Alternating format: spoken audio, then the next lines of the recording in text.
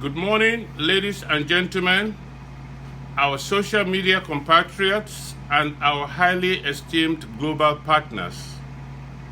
In 2015, Buhari, Nigeria's president, ran against the tripod of corruption, insecurity, and the economy.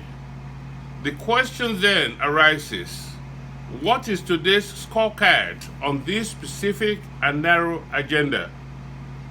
Today we shall skate over a very limited aspect of corruption in Nigeria with reference to some quarters of the federal government of Nigeria's insinuation of fraudulent enrichment from public funds against Vice President Professor Yemi Osinbajo, Senior Advocate of Nigeria. Buhari's government's cabal grinding an axe against Vice President Osinbajo, the supposed towering colossus and pillar of credibility of the administration, requires sober reflection and critical inquiry. Haba, what are Osinbajo's peculiar and uncommon infractions not identified elsewhere in the administration that warrant his abhorrent disfavor by the presidential cabal? Facts or fiction? The truth of the matter is that we may never know the behind-the-scene actual truth. However, what is obvious from widespread public information is that the levied rambunctious insinuation of fraudulent acquisition of wealth by Osinbajo from public funds constitutes a serious allegation of corruption against Vice President Osinbajo. Distinguishing democracy from tyranny. In a true democracy, such an allegation, if at all, will be thrown open for public discourse by his accusers, including the presidential cabal, without let or hindrance to the full satisfaction of everybody. Let the government publish the accusations and let the electorate by themselves separate facts from fiction. On the contrary, under tyranny, efforts are made by the powers that be to stifle the free flow of information and discussions through blackmail, occult manipulations, threats, and intimidation. We don't know how much of this Vice President Osinbajo is currently experiencing. However, our observation is that concerning the Osinbajo accusation of primitive accumulation of stolen wealth, there appears to be the injection of threat and intimidation into the public arena in order to limit robust discussions on the subject matter. Why do we say so?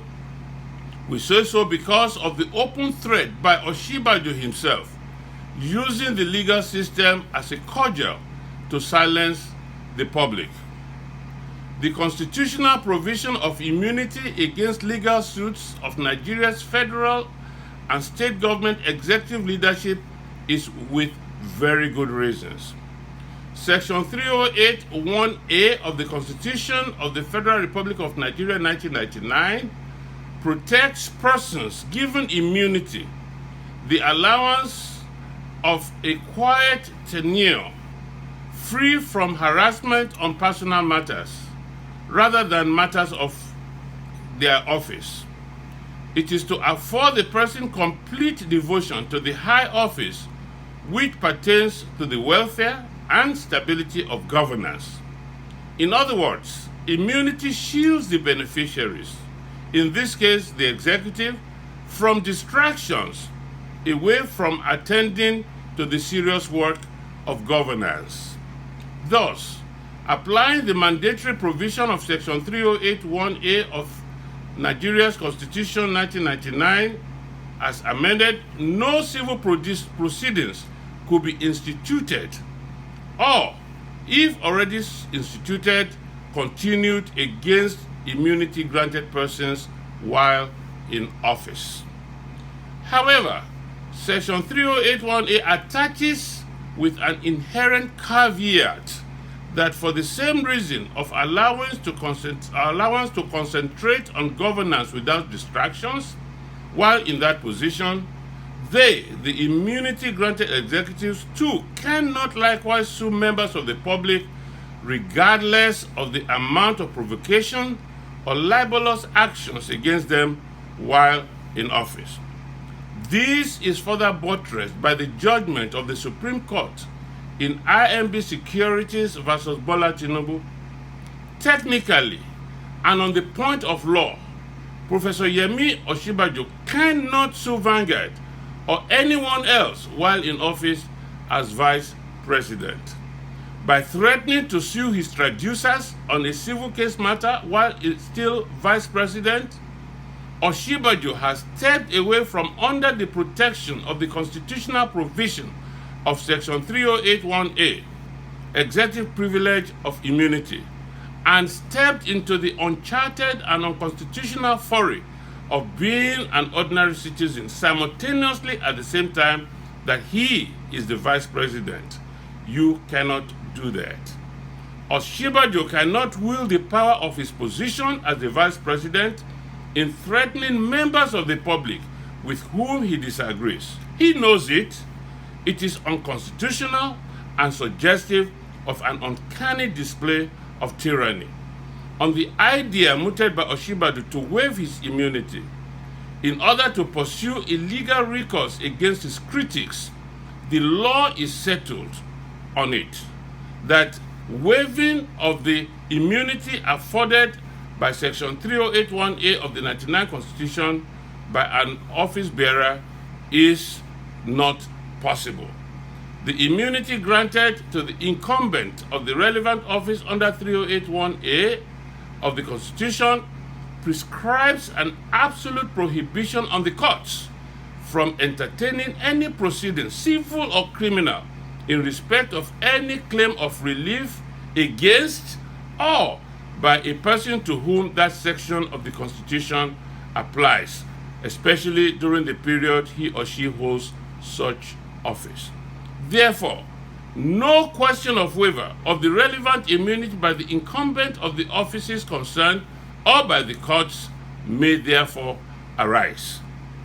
Bole Kaja, a Yoruba appellation for wooden passenger cabin commuter trucks in Lagos and the Western region in the late 50s to early 90s, literally translates as "come down, may we fight," a common slang of motor park touts who were readily poised for pugilistic brawls, meaning hand fights. Throwing fists in the passenger cabin is fraught with severe constraints and possible hurts from fist accidents against inanimate objects. If Vice President Osinbajo is self-assured and confident and rightly believes in his absolute innocence, he should confront his critics and accusers, including the presidential cabal, in the matter of fraudulent accumulation of public funds. He should bole kaja, come down, may we fight. That is, he must resign from his position and face his accusers, including the presidential cabal. This is the path of honor that will not only restore back to him the confidence of his constituencies, which he represents, but also his self-dignity. Osinbajo must rather pursue democratic processes to exonerate himself and eschew tyranny as his means of self-defense. He cannot straddle the solid fence of partition between democracy and tyranny. Locally, Osinbajo should learn from the immediate past administration concerning the uncorroborated accusation of 20 billion US dollars being siphoned from the federal account by its officials. The then private Osinbajo himself also joined in as a party to the accusation. Even in the aftermath of proving the allegation wrong, no one in government threatened a lawsuit of defamation or libel against the apparent false accusers. Internationally, Osinbajo should learn from President Trump, who is being forced to relentlessly run the gauntlet, being vilified daily by his opponents. Trump knows better that he, as President of the United States of America, cannot seek a personal legal means of redress as prohibited by the U.S. Constitution while still remaining President of the United States of America. Tyranny and democracy cannot cohabit. Thank you.